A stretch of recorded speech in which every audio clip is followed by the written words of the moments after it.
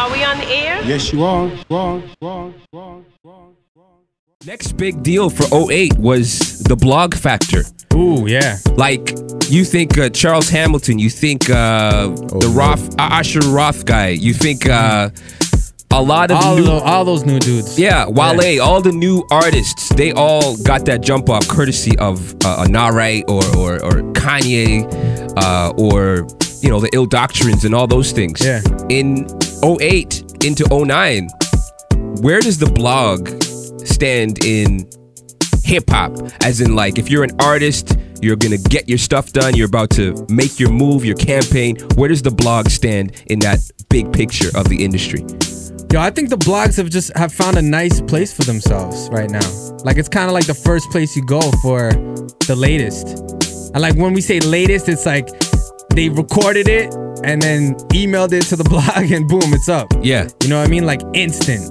Do you think part of the problem might be that, okay, the thing about blogging is you have to always be up to date with whatever is hot and new. Yeah. But it's not necessarily something that's hot. It's just new. It's just new, right. The fact that they have to continuously be relevant and up to date with something means that they just kind of blog on something that just is new, literally. Right. Yeah. Has nothing to do with quality control, just whatever's new. And that new actually becomes now cool just because of the fact that this blog spot that was considered cool is just putting it up there. See, but I think there is some level of quality control on certain blogs. Certain. Yeah. Actually, I think because each blog kind of has their own flavor, and after you check them out, you kind of get a taste for who posts what, and then you kind of get a vibe of what you like, so you always go back to that blog. Mm-hmm. You know what I mean? So I think they've done a good job of kind of creating a little identity for themselves per site. So and then the thing is, like, as a user, you just have to, you know, you just have like a smorgasbord. Make the decision yourself. You just choose for yourself. Yeah. Tara? Yeah, I love blogs. There's two I check every day. The problem that I have with blogs, especially in the music critic area, is that people seem to think if it's on a certain blog, then you're right, that people think it's hot. Yeah. And that frustrates me to no end, because it's like, would you really listen to this track on the radio if it wasn't on, you know, twodopeboys.com? Especially when you realize that, like any other business, the business of blogging means that you have to constantly update. So if on Tuesday there's really nothing to blog about, you're gonna just take the dregs, whatever's there, and it automatically becomes this important thing, when in actuality you're just blogging on it because there's really nothing else to blog about. Right. You know what I mean? So when you look at that's where you hope that the end user kind of gets a feel, and, you know, just like I said, they get to pick what they want to click on. Yeah. Like, everything's there. You don't have to click on everything, right? So it comes down to the end user. That's kind of the whole internet era. That's like, the blog is like the manifestation of that whole idea, where like the end user now chooses what they want as opposed to being fed what, you know, the TV used to give them or whatever. Yeah. If you're an artist coming up and you're new, or even an older artist that's trying to do their thing, where does the blog sit in your, okay, I'm going to do this, and this when I start dropping my new single? Where does the blog sit as far as you guys are concerned in the bigger picture of the equation of campaigning yourself? The blog is the first step, I think. Having done a lot of interviews this year with some major artists, most of them, I ask this question a lot, and most of them will hit up certain blogs immediately, like as in the first or second day that it's released, then it'll go to bigger outlets. Yeah, I see it as a good and a bad thing. I personally, I love blogs. I check up on it.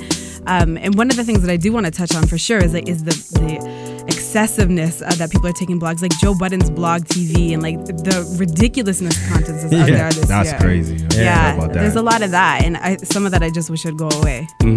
I agree. Definitely agree. Speaking of, as well, we're talking about the business models and what artists need to do.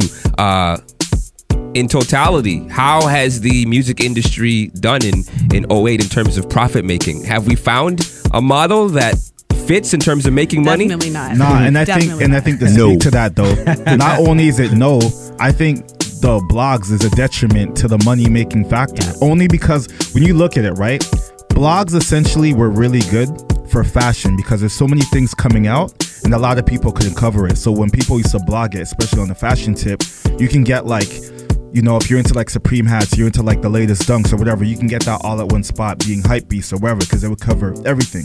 You take it to a music aspect, when you have a song or like a mixtape or an LP on there, that means the shelf life is only as long as the next hottest thing.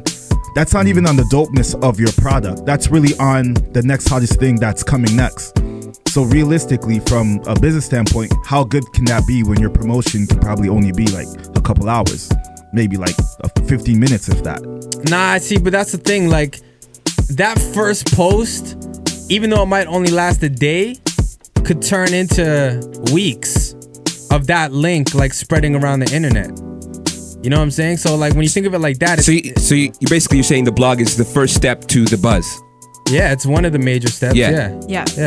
Because the thing is like, and the thing now too is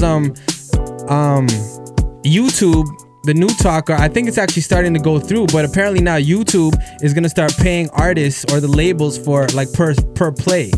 Oh, they do it with a couple artists. I know. No, but that's becoming like the standard.